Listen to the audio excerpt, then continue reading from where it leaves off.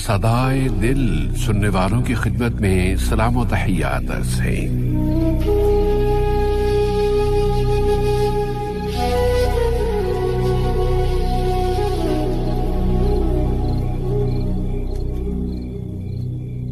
سامعین، دوحہ اور اس کے نواحی علاقوں میں عشاء کی اذان کا وقت ہو گیا ہے۔ اللہ، اور اس پروگرام کے آج کے حلقے میں ہم ایک ایسے موضوع پر کچھ باتیں کرنا چاہتے ہیں جو واقعی ہمارے دل میں ایک خاص مقام رکھتا ہے۔ آج کے حلقے کا موضوع خود ریڈیو ہے۔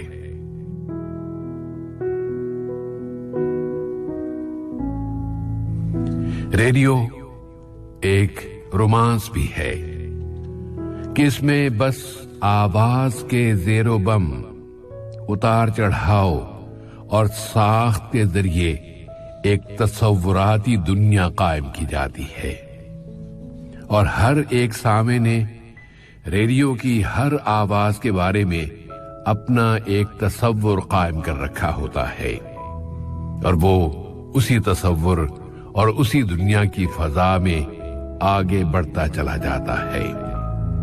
بلکہ اس سے بھی آگے بڑھے تو ہم بطور سامع جب بھی کوئی آواز، کوئی جملہ اور کوئی عبارت سنتے ہیں تو اس جملے اور عبارت کے الفاظ اور آہنگ کی روشنی میں اپنے ذہن میں ایک تصویر بناتے ہیں، یعنی ایک تصور قائم کرتے ہیں۔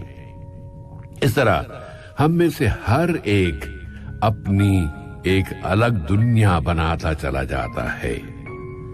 ہم سب نے بطور سامع ریڈیو کی ایک دنیا بنائی ہوئی ہے، اور اسی دنیا میں ہمارا دل رہتا ہے، اور آج ہم دل کی بات اس تصوراتی دنیا یعنی ریڈیو کی دنیا کے حوالے سے کرنا چاہتے ہیں۔ ریڈیو کی دنیا ایک تصور بھی ہے اور ایک حقیقت بھی۔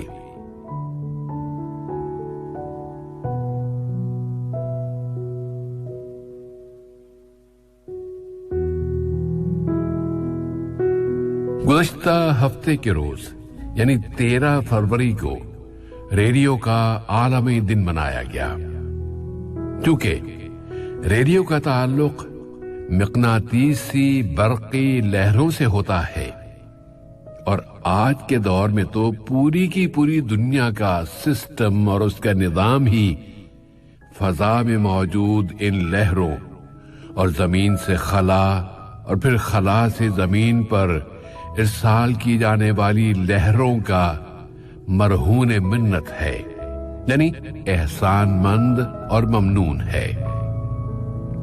ہم ریڈیو کی ٹیکنیکل اور سائنسی پہلو پر اگر بات کریں گے تو ہم جانتے ہیں کہ آپ تھوڑی دیر میں ہی یا تو چینل تبدیل کر دیں گے یا پھر ریڈیو کا والیوم کم کر دیں گے، اور اگر ہم اپنے آپ کو آپ کی جگہ پہ رکھیں تو ہم بھی یہی کرتے۔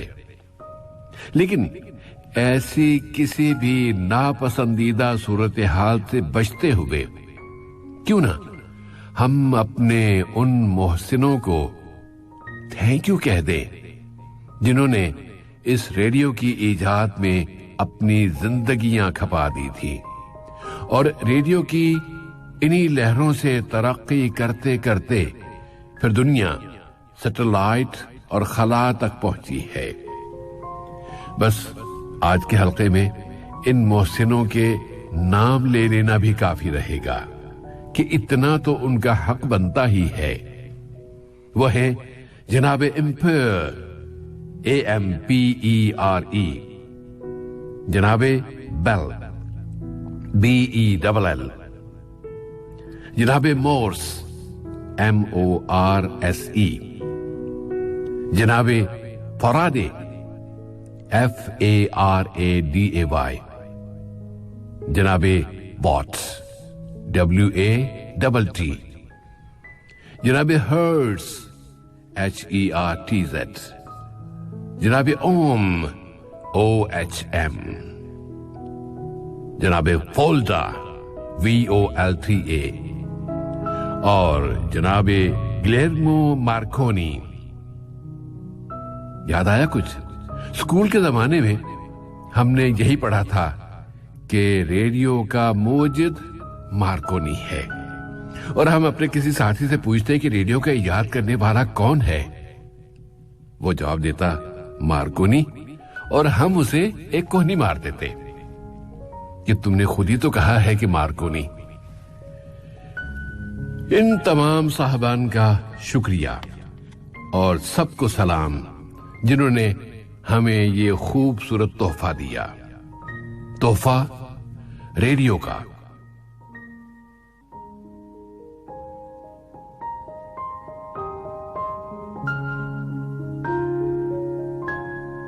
سمن، کیا آپ جانتے ہیں کہ ریڈیو کس زبان کا لفظ ہے اور اس کے معنی کیا ہیں؟ لفظ ریڈیو کے معنی کیا ہیں؟ تو بتا دیتے ہیں کہ ریڈیو لاطینی زبان کا لفظ ہے، اور لاطینی زبان میں ریڈیو کے معنی ہوتے ہیں نصف قطر، یعنی کسی بھی دائرے کو دو برابر حصوں میں تقسیم کرنے کے لیے جب اس دائرے کے درمیان میں سیدھی لکیر کھینچی جائے تو وہ اس دائرے کا قطر کہلاتی ہے، اور اس کے بھی آدھے حصے کو نصف قطر کہا جاتا ہے. تو نصف قطر کا اصل لاطینی لفظ ہے ریڈیوس، اور معروف ریڈیو کو یہ نام اس لیے دیا گیا ہے کہ ریڈیو کی لہریں یعنی الیکٹرو میگنیٹک ویوز دائرے کی شکل میں پھیلتی ہیں، اور یہ زمین جو کہ گول ہے یا گولائی نما ہے، اس زمین کے چاروں طرف موجود فضائی غلاف کے ذریعے دائرے کی شکل میں یہ لہریں ایک مقام سے دوسرے مقامات تک جاتی ہیں.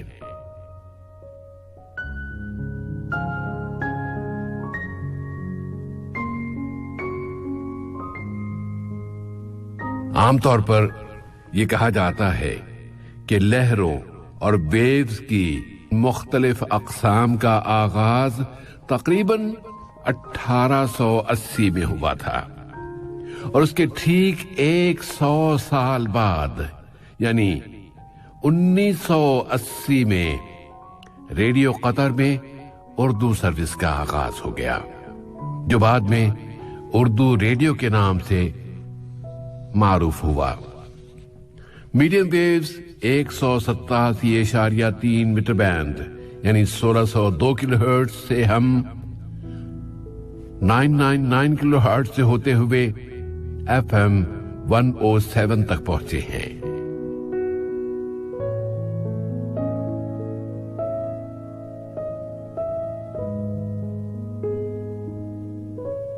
آپ کی اطلاع کے لیے عرض ہے کہ مارکونی نے 2 مارچ سن 1897 کو برٹش پیٹنٹ نمبر 12039 کے تحت ریڈیو کو اپنے نام پر پیٹنٹ کرایا تھا اور مارکونی لمیٹڈ کمپنی کا آغاز کیا تھا، اور یہ کمپنی بعد میں وائرلیس ٹیلی گراف ٹریڈنگ سگنل کمپنی کے نام سے مشہور ہوئی. ویسے مارکونی نے سن 1895 میں وائرلیس ٹیلی گراف کا عبوری اسٹیشن بھی قائم کیا تھا.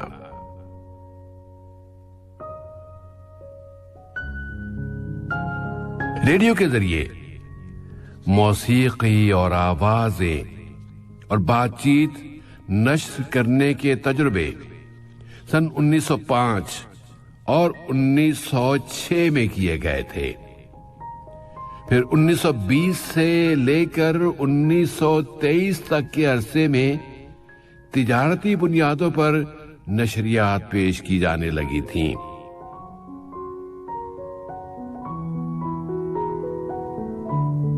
ایجادات کی رجسٹریشن کے امریکی ادارے کے مطابق نیکولا ٹیسلا نامی صاحب نے ریڈیو کمیونیکیشن کی ایجاد اپنے نام وہاں رجسٹر کرائی تھی۔ دنیا میں ریڈیو کی نشریات باقاعدگی کے ساتھ پیش کرنے کا صحرا کہا جاتا ہے کہ KDKA ریڈیو کے سر جاتا ہے۔ ان حروف KDKA کا کوئی بھی مطلب نہیں ہے۔ 1920 میں بس یوں ہی کچھ سائنسدانوں نے یہ حروف جمع کر کے یہ نام رکھ لیا تھا جو KDK ریڈیو کے نام سے مشہور ہوا۔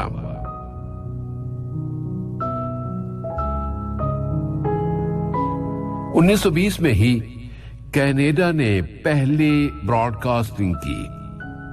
آسٹریلیا کے شہر میلبورن میں 1921 میں پہلا ریڈیو اسٹیشن قائم کیا گیا۔ BBC 1922 میں قائم ہوا۔ فرانس نے بھی اسی سال یعنی 1922 میں ایفل ٹاور کو استعمال کرتے ہوئے اپنی نشریات پیش کرنا شروع کی تھی۔ سابقہ سوویت یونین میں 1923 میں پہلا ریڈیو اسٹیشن قائم کیا گیا۔ بیلجیم، چیکوسلوواکیا، جرمنی اور اسپین میں بھی 1923 میں ریڈیو اسٹیشن قائم کیے گئے۔ 1924 میں فن لینڈ اور اٹلی میں ریڈیو قائم ہوئے۔ پھر ناروے، بولونیا، میکسیکو اور جاپان میں 1925 میں ریڈیو کی نشریات کا آغاز ہوا۔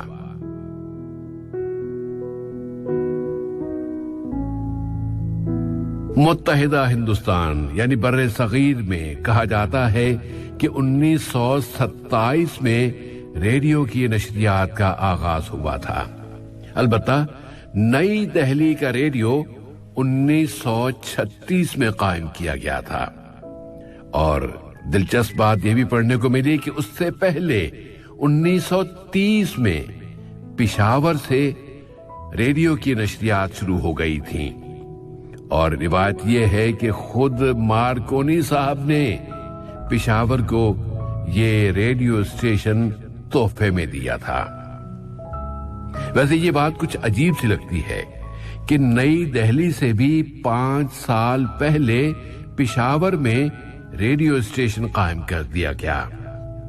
تو حقیقت اس کی یہ ہے کہ یہ اسٹیشن اس وقت کی حکومت کی طرف سے نہیں لگایا گیا تھا، بلکہ یہ اس علاقے کے ایک مقامی لیڈر خان عبد القیوم خان کی ذاتی کوششوں یا ان کی درخواست کا نتیجہ تھا کہ وہ لندن میں ہونے والی گول میز کانفرنس میں اس وقت کے صوبہ سرحد کی نمائندگی کرنے والوں میں شامل تھے، اور وہاں اس کانفرنس میں مارکونی بھی آئے ہوئے تھے۔ تو عبد القیوم خان کی ان سے بات چیت ہوئی اور مارکونی پشاور میں ایک ریڈیو اسٹیشن قائم کرنے پر آمادہ ہو گئے۔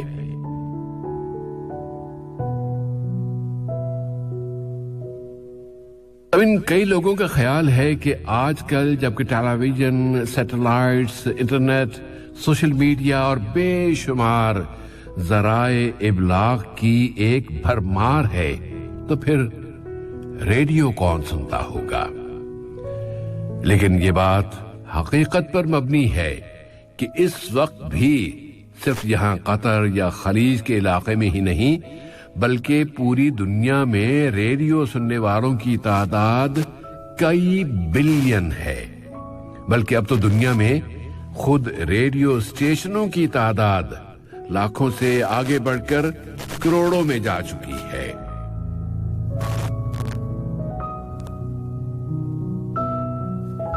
اقوام متحدہ کی تنظیم برائے تربیت، سائنس اور ثقافت یونیسکو نے ستمبر سن 2011 میں اپنی ایگزیکٹو کونسل کے سیشن نمبر 187 میں یہ فیصلہ کیا تھا کہ اب ہر سال فروری کی 13 تاریخ کو پوری دنیا میں ریڈیو کا عالمی دن منایا جائے گا، اور وہ بھی اس طرح ہوا تھا کہ اسپین کی ریڈیو اکیڈمی نے یونیسکو میں اسپین کے مستقل مشن یا وفد کے ذریعے یونیسکو کے سامنے یہ تجویز رکھی تھی کہ دنیا کو ریڈیو کا بھی عالمی دن منانا چاہیے۔ اس پر یہ سوال اٹھا کہ کس تاریخ کو یہ دن منایا جائے۔ ایک تجویز یہ دی گئی کہ 6 اکتوبر کو یہ دن منانا چاہیے کہ ریڈیو نشریات میں بہت اہم کردار ادا کرنے والی شخصیت ریجینالڈ فیسنڈن کا یوم پیدائش 6 اکتوبر ہے۔ پھر تجویز آئی کہ نہیں، 27 جولائی کو ریڈیو کا عالمی دن منایا جائے کہ اس دن گلیلمو مارکونی نے 1896 میں مورس کوڈ کے ذریعے پہلی مرتبہ وائرلیس رابطہ قائم کیا تھا۔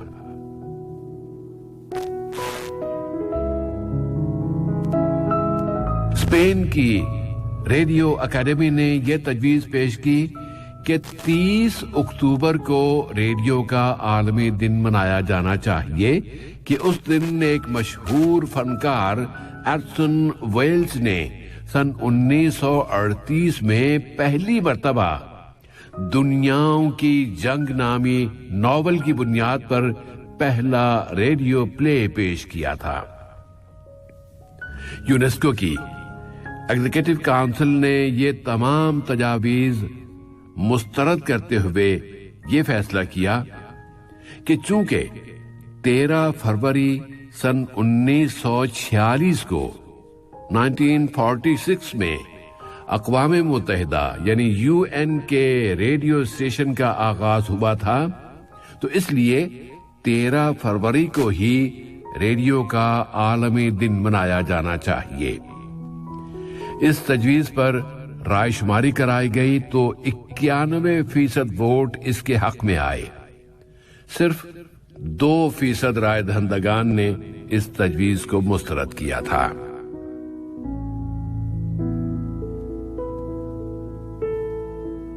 پھر سامعین، ایک سوال یہ بھی اٹھتا ہے کہ ریڈیو کی وہ کیا خاصیت ہے کہ اس کا عالمی دن منایا جائے؟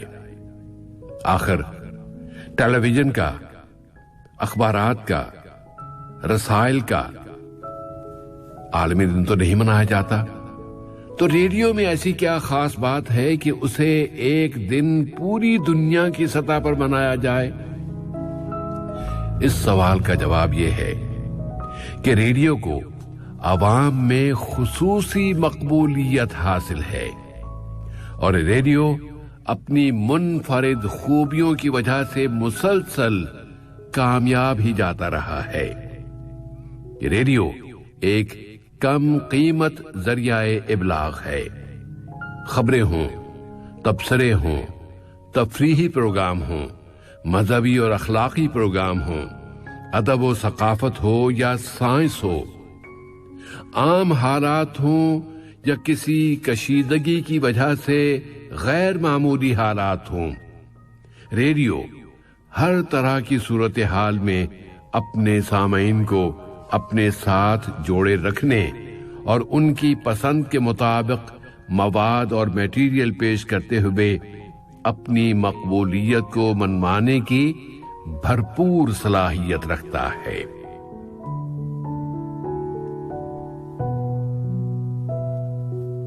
ابتدائی دنوں میں ریڈیو ایک ٹرانزسٹر کے ذریعے اپنے سامعین تک پہنچ جاتا تھا، اور جب ٹیکنالوجی ترقی کرتے کرتے سیٹلائٹ، انٹرنیٹ، سوشل میڈیا تک جا پہنچی، تو ریڈیو بھی اس ترقی کا ساتھ دیتے ہوئے اپنے آپ کو نئی اور جدید ٹیکنالوجی کے مطابق ڈھالتا چلا گیا، اور آج مختلف ایپس کے ذریعے دنیا کے کسی بھی مقام پر رہنے والا کوئی بھی شخص اپنی پسند کے ریڈیو کی نشریات سن سکتا ہے۔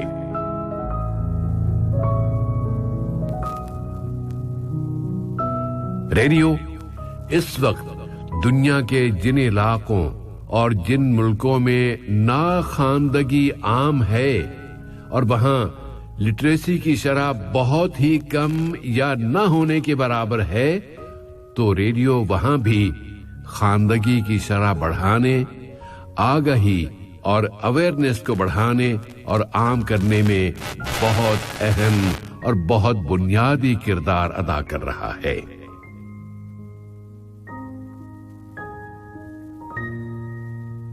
ہر ایک ریڈیو اسٹیشن اور اس کی انتظامیہ کے پیش نظر اس کے ریڈیو کے کچھ مخصوص مقاصد ہوتے ہیں۔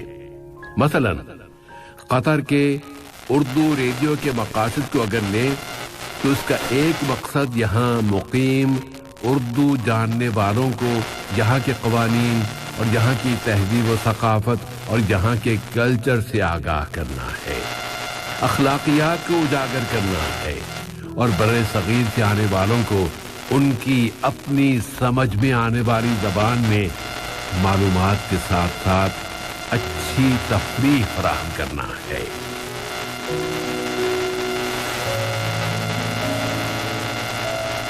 یونیسکو نے جب ریڈیو کے عالمی دن کو منانے کا فیصلہ کیا تو اس نے اس دن کے کچھ مقاصد بھی طے کر دیے تھے، اور وہ یہ ہے کہ عوام کی سمجھ بوجھ اور ان کی فہم و آگہی یعنی اویئرنیس میں مسلسل اضافہ کیا جائے، اور میڈیا کے جدید وسائل کے ذریعے بھی ریڈیو کی قدر و قیمت میں اضافہ کرتے ہوئے ریڈیو کے سرگرم اور ایکٹیو رول اور کردار کو مزید سے مزید بڑھایا جائے۔ فیصلہ کرنے والوں یعنی فیصلہ سازوں کی حوصلہ افزائی کی جائے کہ وہ ریڈیو کی مدد اور حمایت کرے اور عوام کی زیادہ سے زیادہ تعداد ریڈیو کی سروسز اور اس کی خدمات سے مستفید ہوں۔ یونیسکو نے اس دن کو منانے کے مقاصد میں اس بات کو بھی شامل رکھا ہے کہ ریڈیو کا عملہ ہر سال کچھ منتخب مسائل اور موضوعات پر توجہ مرکوز کرتے ہوئے مکمل ہم آہنگی اور آپس میں کوآرڈینیشن کے ساتھ ان مسائل اور ان موضوعات پر فوکس کرتے ہوئے عوام تک ان مسائل کے مختلف پہلوؤں کو اجاگر کرے۔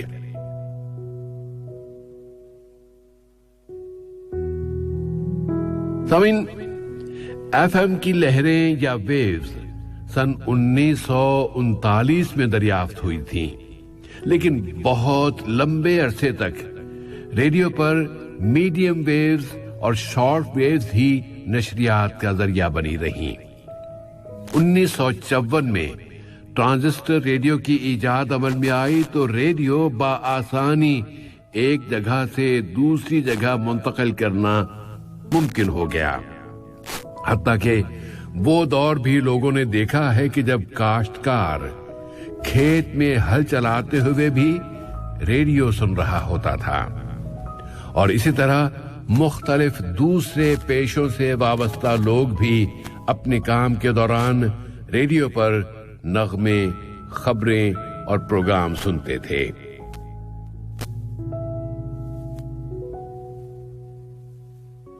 1992 میں انٹرنیٹ اور ڈیجیٹل دور کی پیدائش ہو گئی۔ 1992 میں پہلا ریڈیو سیٹلائٹ خلا میں چھوڑا گیا، اور 1994 میں WXYC نے سب سے پہلے انٹرنیٹ پر پہلے ریڈیو اسٹیشن کی حیثیت سے اپنی نشریات پیش کرنا شروع کر دی۔ 11 جنوری 2017 کو ناروے کے میڈیا اہلکاروں نے سرکاری ریڈیو اور کمرشل ریڈیو دونوں کو ڈیجیٹل سسٹم میں تبدیل کرتے ہوئے ایف ایم کی ویوز کا استعمال ترک کر دیا۔ اس طرح ناروے دنیا کا وہ پہلا ملک بن گیا جس نے اپنے ہاں ریڈیو کو مکمل طور پر ڈیجیٹل سسٹم میں تبدیل کر دیا۔ ڈیجیٹل سسٹم سے متعلقہ رپورٹوں میں یہ بتایا گیا ہے کہ اس سسٹم کے ذریعے रेडियो की नशरियात ज्यादा पावरफुल हो जाती हैं और उसमें तवानाई भी कम खर्च होती है। फिर इसमें एफएम के मुकाबले में क्वालिटी ज्यादा बेहतर होती है और इस सिस्टम के जरिए चैनल्स की तादाद में भी बहुत ज्यादा इजाफा किया जा सकता है।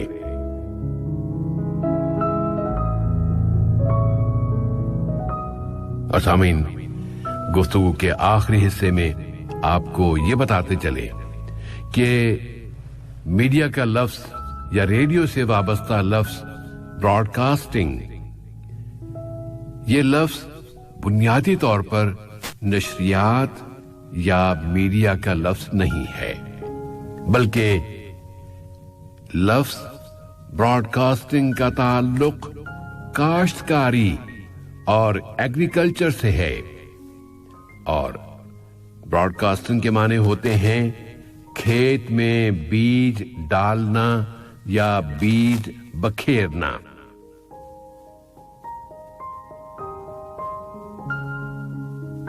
जिस तरह एक काश्तकार बीज फैलाता बोता चला जाता है, इसी तरह रेडियो अल्फाज के जरिए मुख्तलिफ बीज हमारे ज़हनों की जमीन पर फैलाता चला जाता है और हम उन बीजों को उनकी आबियारी करते हुए उनकी नश्वो नुमा करते हैं और वो हमें फल देते हैं। फूल भी, फल भी, समर भी, रस भी।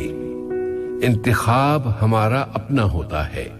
हम किस बीज को पसंद करते हैं और किस फल को चाहते हैं जिसके बीज की हम आबियारी करें और फिर उसका दरख्त तनावर दरख्त हो जाए।